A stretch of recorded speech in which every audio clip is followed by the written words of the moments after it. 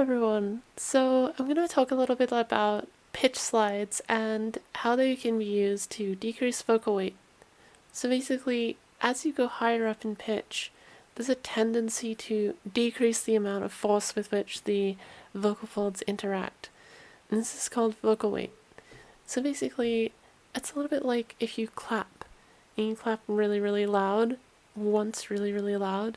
If you try to clap really, really quickly, you can't put as much force into it.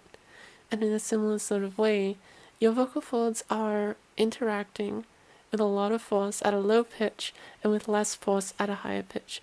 Generally, you can change this, you can control it to not fit within that generalization, but the idea is that it encourages a certain configuration.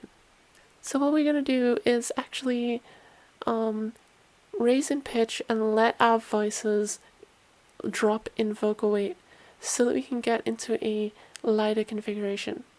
There are a few things to watch out when we're doing this, but I'll go over those after we just try it once. So just try to mimic me. We're going to go up, and then we're going to hold it, and then we're going to come back down again.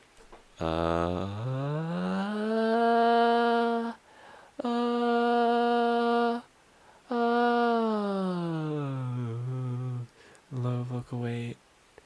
So the idea is here that we are going up in pitch to learn what it feels like and what it sounds like to have low vocal weight, and then we're going to try and bring it back down so that we can get more control over it, so we don't have to be at a high pitch. This will also make it more consistent and a lot easier to keep it consistent.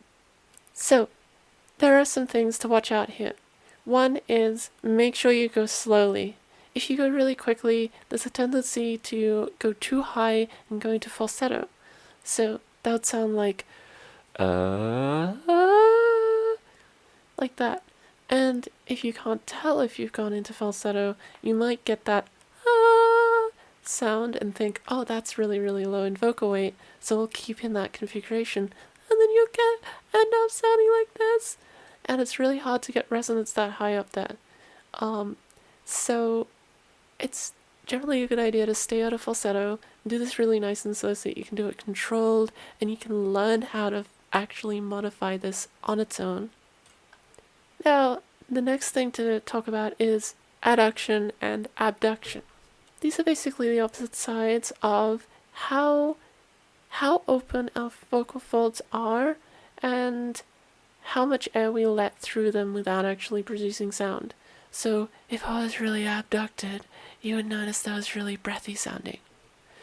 And then if I was over adducted and I didn't have enough airflow, then I'd go into creak or something like that. So we want to make sure that we're in a sort of neutral position.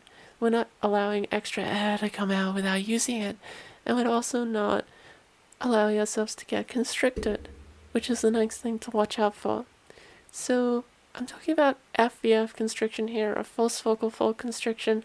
It sounds a little bit like this. It's like really, really, like constricted and sort of grating sounding. It's the sound that's commonly associated with like older voices. So you make that stereotypical old man, kids these days. That has a lot of false vocal fold constriction, and so that's something that we want to avoid. It can sound a little bit like abduction, like if I just go constricted. It can sound a little bit like if I was just abducted, just because it has that similar noisy sort of quality, but they do sound a little bit different, and they definitely feel a bit different as well. So keep that in mind. And the next thing is, why do we stop in the middle? So when do we go up and then hold it at that pitch? Well, this is leading into the next point. If we do this, if we go up and we hold that position and we really concrete, this is the pitch, this is the configuration that we're heading for, then it means that when we try to do stuff with it later, it's much easier to get into it. So that's something else to keep in mind. It can even be really helpful to switch between two very different configurations, one after the other. So for example,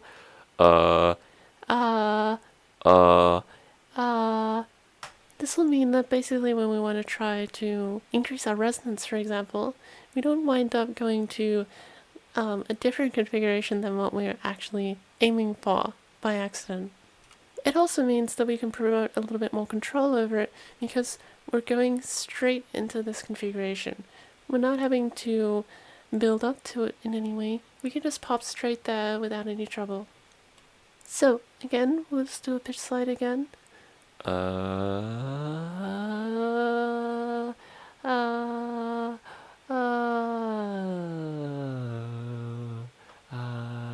Low vocal weight can be very helpful when once you come back down in pitch and you want to keep that low vocal weight to say a few words, because you can tell the difference if you have higher vocal weight, whereas if you have low vocal weight, you can tell the difference a little bit more if you speak some words.